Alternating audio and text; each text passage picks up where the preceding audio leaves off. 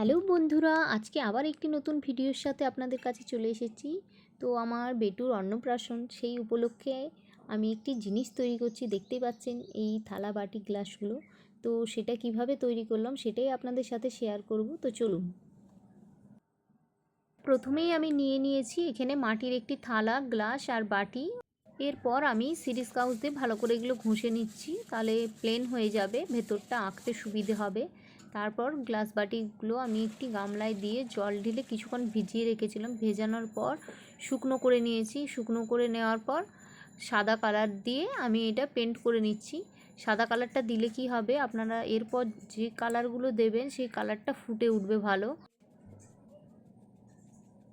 সাদা কালারটা দেওয়ার পর আবার শুকনো করে নিলাম ভালো করে। তারপরে আমার পছন্দ মতো আমি রেড কালার করব ভেবেছি, তাই রেড কালারটা দিয়ে দিলাম। আর এক হাতে আমি ফোন, এক হাতে একটু পেন্টিং করে দেখাচ্ছি, নাহলে পুরো পেন্টিংগুলো দেখাতে পারতাম। সেই জন্য পুরো পেন্টিংগুলো দেখাতে পারলাম না। আমার বেটুর জন্য তো সময় পেতাম না, তবুও একটু একটু সময় ও যখন ঘুমিয়ে পড়তো সেই ফাঁকে একটু একটু করে তৈরি করে নিতাম। আজকে আমার হাজব্যান্ড ছিল, তাই হাজব্যান্ড একটু ভিডিওটা করে দিল।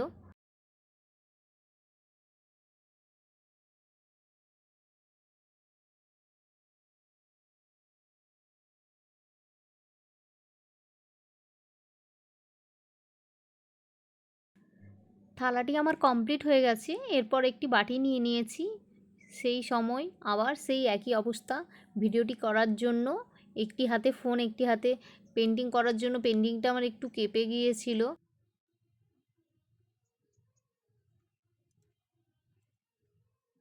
বাটিগুলোর মিডিলে ডিজাইন করার পর ভাবলাম বাটিতে যখন খাবার দেব তখন তো ডিজাইনগুলো দেখাই যাবে না, বেকার হয়ে যাবে, তাই ভাবলাম একটু সাইডেও ডিজাইন করে নিই।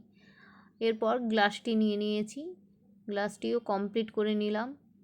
বড় বড় ডিজাইন দিয়েই করে নিলাম, কারণ সময় পাচ্ছিলাম না। আজ বেটুর শরীরটা ভালো নয়, তাই ছাড়ছিল না, কিন্তু সামনের দিনটাও এগিয়ে আসছিল, কমপ্লিট করতে হতো, তাই ও ঘুমিয়ে পড়েছিল। কোলে নিয়েই ওকে নিয়েই কমপ্লিট করলাম।